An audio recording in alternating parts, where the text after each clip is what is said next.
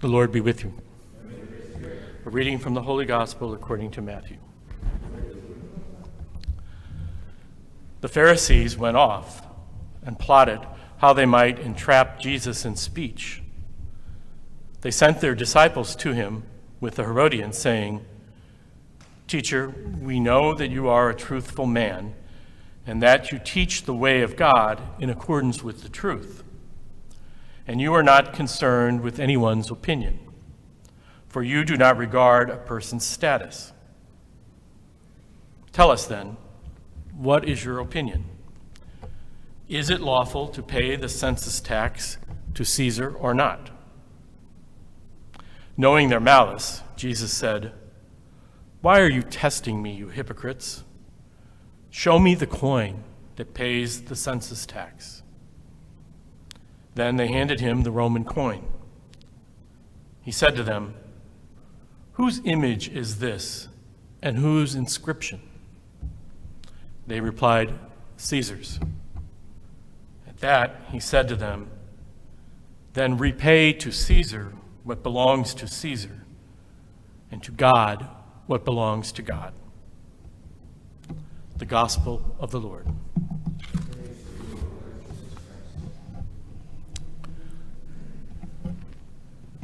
This passage today is one of those passages from the Gospels that capture in a very special way the humanity of Jesus. And in that humanity, his wonderful intelligence and cleverness. You know, it's similar to the passage with the woman caught in adultery, where he says, when they're trying to trick him, and he says, "Well, who's without sin? You throw the first stone." The human Jesus had this wonderful, wonderful wisdom and cleverness, just as a human being. It was fascinating. He must have been absolutely fascinating for the disciples to follow around. So quick, so clever, and yet not particularly malicious. You know, it's always, the malice comes from the people trying to trick him. And rather than lash out at them, he just turns it back on them. He's very clever in the way that he uses his human mind to confront malice and evil. And that's a lesson to us, that we have great gifts. And like Jesus, we can use our human gifts when we get in situations like this in ways that don't necessarily hurt people. It may show them that they're wrong, but we don't have to resort to hatred and nastiness all the time. So I think it's a beautiful example of how Jesus uses the gifts of his humanity to teach and to educate his disciples and even his enemies. But there's more here just than Jesus' cleverness. I think it's an important lesson for us as Christians, as Catholics. And it has to do with two images. The first is the obvious one, the image on the coin. So Jesus says to them, well, it's Caesar's image. It's Caesar's coin. Give it back to Caesar. Pay Caesar what is owed. It's lawful. Pay it. It's a tax. Pay the tax. The other image that's not mentioned is the image that we're aware of. Ourselves. Made in the image and likeness of God. The coin bears Caesar's image. We bear God's image. And Jesus he says, give to Caesar what is Caesar's, and give to God what is God. We are God's. We were made for God, in the image of God, to give ourselves back to God. It's what his due is. He made us for love, to love him and to be loved by him. So the two images there are important because it has to do with how we live our Christian life. What Jesus is basically saying by saying, pay the tax, give the coin to Caesar, is that we live in the world. We are social, political, economic beings. The secular world is where we live out our Christian lives. And we have to engage in it. We have to join into it. We have to join into it socially, politically, economically.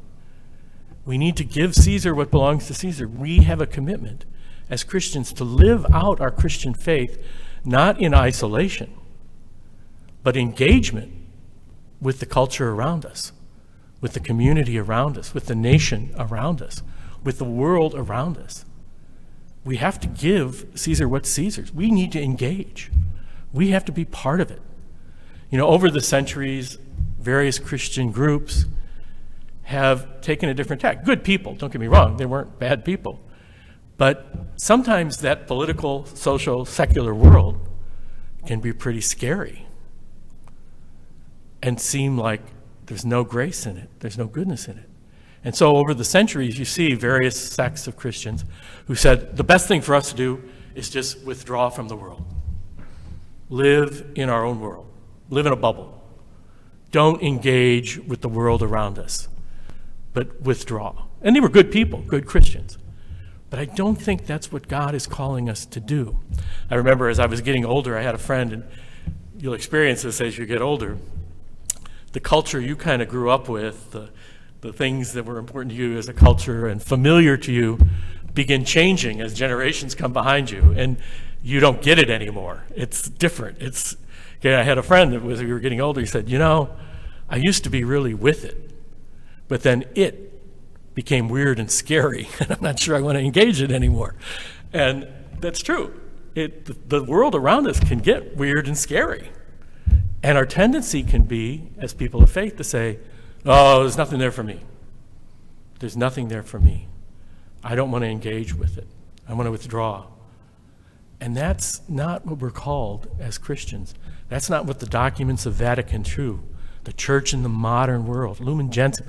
We have to be a light to the world. We have to live out our Christian faith in the world, engaged in it. The wonderful play by Robert Bolt about the martyrdom of St. Thomas More has a wonderful line when Thomas is struggling how to negotiate the threat to him with the king and demonstrate his loyalty, at the same time not get his head chopped off.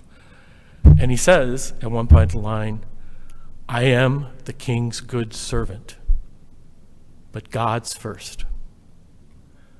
And Thomas, if you know that play and you know his life, Thomas was a devout Christian, devout Catholic, but thoroughly engaged in the work of his nation. He was the chancellor. He knew it was important for him to work hard in that time for the king in the kingdom, to work and use his talents to build up the common good of the kingdom as much as he could. And he understood that to be loyally serving the king. And he was happy to do that, and he was good at it. And he did great good by his job as chancellor of the realm. But, as we know the story, it reached a point where, as engaged as he was, there came a point where he could not deny his conscience. And he was faced with a choice. He could give Caesar what was Caesar's, but he felt he couldn't give Caesar what was God's, his conscience. And so he died for his faith, for his conscience, of not violating his conscience. But he died fully engaged with the world around him. Fully engaged. And I think that's important for us. You know, we are called, especially those of us who are laymen and women. Pope makes this very clear, and the council documents make it very clear. Part of your ministry, our ministry, as people of the church, is to build up the world, not run from it, even when it's weird and scary. Because if people of faith don't engage with Caesar's world, it's just going to get worse and worse and worse. And so we have to be, like Thomas More, we have to be good servants of our culture, of our world, of our community, of our nation. We have to be good citizens, or we're not living out our faith. Our mission is to try to build up a community that is healthy, that is just, That's our mission in the world. That's how we live out our role as the image of God, to try to engage constructively the world. We, of course, meet times when, like Thomas More, we can't completely give our souls over to the world. There are things that engagement means confronting. Engagement means saying, we don't believe that. We cannot do that. We have to fight against that. But we don't do it in the sense, there's a bit of a sense, I think, sometimes among Christians especially, that there's no grace at work in the world, in the secular world. And that's just not true. It's God's creation. All of our human community, all of our, it's part of God's creation. And just as there's sin at work in it, grace is at work in it. There's great goodness at work in our culture and in our nation. And our role as children of God is to embrace that goodness and celebrate it, and then try to confront what we see as injustice or evil, but in a way that doesn't demonize or separate or polarize, but in a way that tries to invite people to the vision of the human society that God has, that Jesus has, of inclusion and fairness and justice and charity for one another. That saying, all that evil needs to prevail is for good people to do nothing. And I think that's the challenge that Jesus is giving us with his words today. Don't do nothing. Do your work in the world. Be engaged in the world. That's where our spirituality begins. In the world, not other world, but in the world. I was lucky to study at the Jesuit University in El Salvador with a great theologian at the time, John Sobrino, and he published a little book on spirituality. And one of the things I remember from the book was true spirituality always begins with honesty about the world around us. That we have to live out our spiritual lives in the world, honestly committed to that world, and honestly trying to see where is the grace and where is the sin and what do we do about it. And I think it's a little bit of what St. Paul says to the Thessalonians, and I'm with that. He says, find it here. How do we do that? How do we live that out? And he says, well, what he's done is remembering each other in his prayers, calling to mind your work of faith and labor of love. Our works of faith and our labors of love in the world, but importantly, we endure, he says, an endurance in our hope. So we live in the midst of this weird, scary mess that is the world. And we continue to labor in it, but always with the knowledge that ultimately we belong to God. And our hope is ultimately in God, and God will bless our efforts. They won't be perfect. We're not going to solve all the problems, but we're going to live out our life in Christ in the midst of all the things that go around us. And that's the call that I think Jesus was giving the Pharisees, and he gives to us today.